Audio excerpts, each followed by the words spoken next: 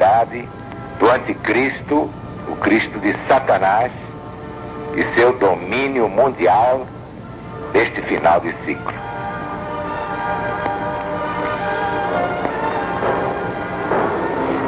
Livro do profeta Daniel, capítulo 7º, exatamente como se encontra no livro do presidente da LBV, Mensagem de Jesus para os Sobreviventes. Capítulo 7º de Daniel. Depois disto, eu continuava olhando nas minhas visões da noite, e eis aqui o quarto animal terrível, espantoso e sobremodo forte, o qual tinha grande sede de ferro, e ele devorava e fazia em pedaços, e pisava aos pés o que sobejava. Era diferente de todos os animais que apareceram antes dele, e tinha 10 chifres. Estando eu a observar os chifres, eis que entre eles subiu outro pequeno, diante do qual 3 dos primeiros chifres foram arrancados. E eis que neste chifre havia olhos como os de homem,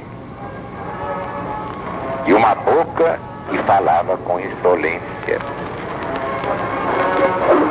Então tive desejo de conhecer a verdade a respeito do quarto animal, que era diferente de todos os outros, muito terrível, cujos dentes eram de ferro e cujas unhas eram de bronze, que devorava, fazia em pedaços e pisava aos pés o que sobejava.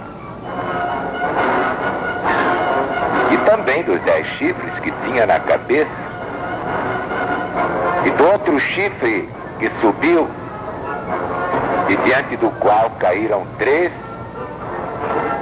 daquele chifre que tinha olhos e uma boca que falava com insolência,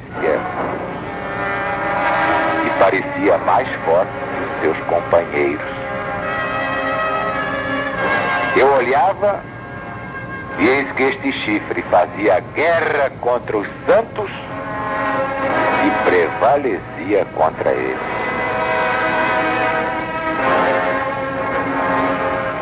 Meus amigos, meus irmãos, isto ainda vai acontecer.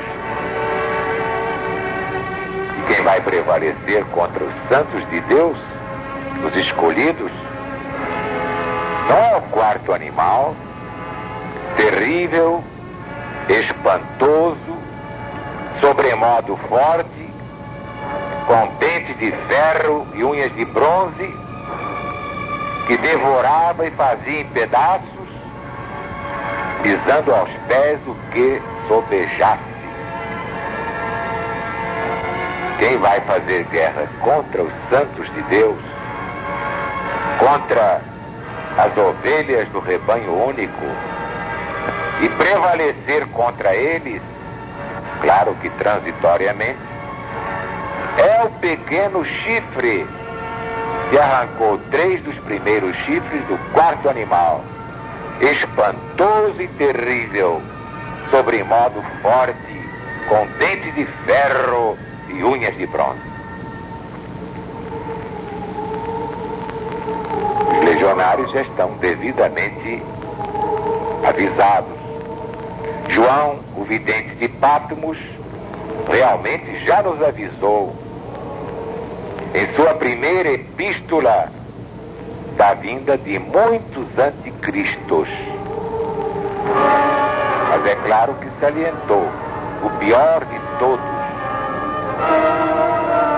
o anticristo do fim, que é exatamente o Cristo do diabo. Já expliquei aqui que assim como há a Trindade do bem, Deus, Jesus, Espírito Santo, Paráclito. Também há a Trindade do mal, Satanás, Anticristo, falso profeta. Este é o falso Cristo de Satanás.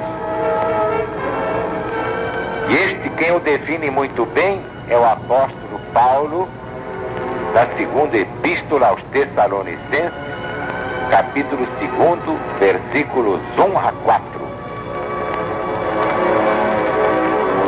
Irmãos, no que diz respeito à volta de nosso Senhor Jesus Cristo e à nossa reunião com Ele, nós vos exortamos a que não vos demovais de vossa mente, supondo tenha chegado o dia do Senhor. Ninguém, de nenhum modo, vos engane. Isso não acontecerá sem que venha primeiro a apostasia e seja revelado o homem da iniquidade, o filho da perdição, o qual se opõe e se levanta contra tudo que se chama Deus, a ponto de sentar no santuário de Deus, ostentando-se como se fosse o próprio Deus. Ninguém diria melhor. Isto prova que na parte profética das suas epístolas ou cartas, o apóstolo Paulo foi inspirado exatamente por Deus. Seus erros, que apontei em outra obra, representam a parte humana da Bíblia, e Deus não tem nada com isso. O próprio apóstolo dos gentios deixou duas advertências que liquidam este assunto. Primeira, na primeira epístola aos Coríntios, capítulo 14, versículos 21 e 22. Na lei está escrito: por outras línguas e por outros lábios falarei a este povo,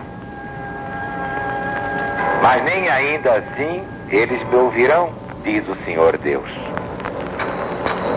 As línguas, pois, são um sinal não para os fiéis, mas para os infiéis. Agora, as profecias são um sinal não para os infiéis, mas para os fiéis.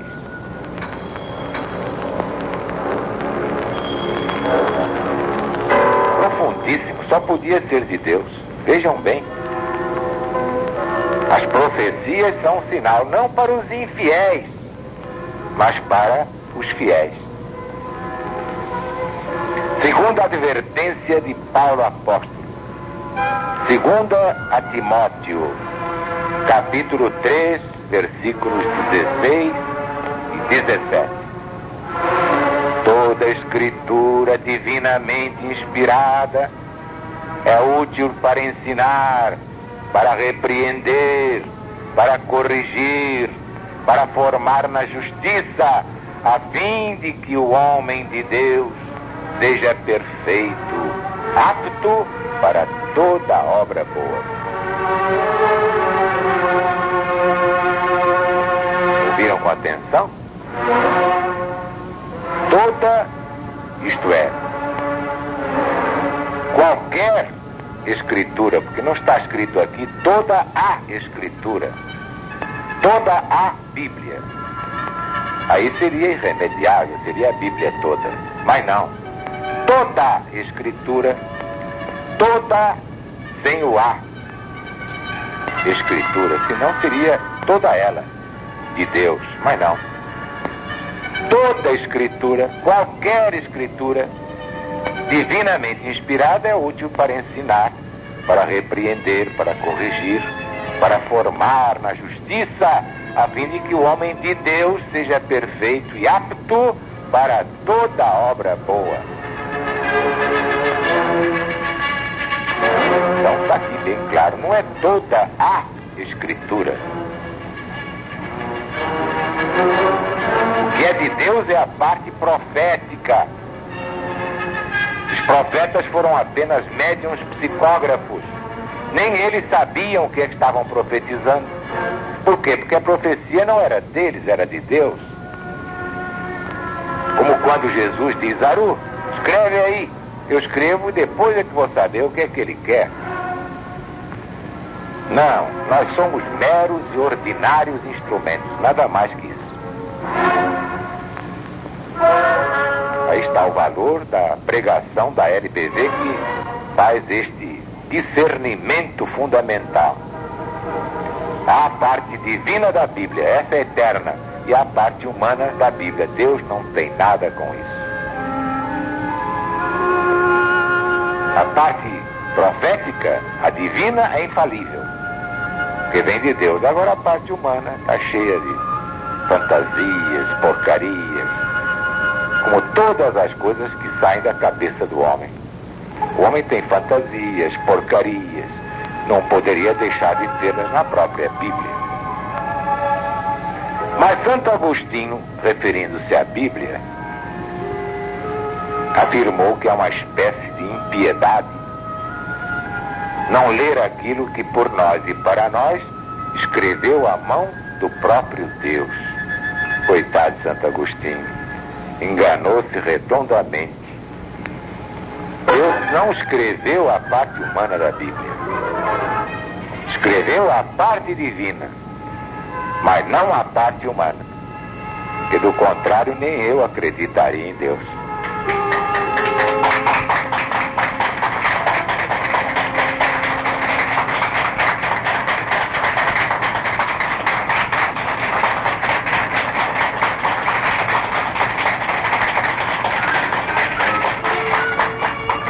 Que a paz de Deus esteja no nosso coração de legionário fiel.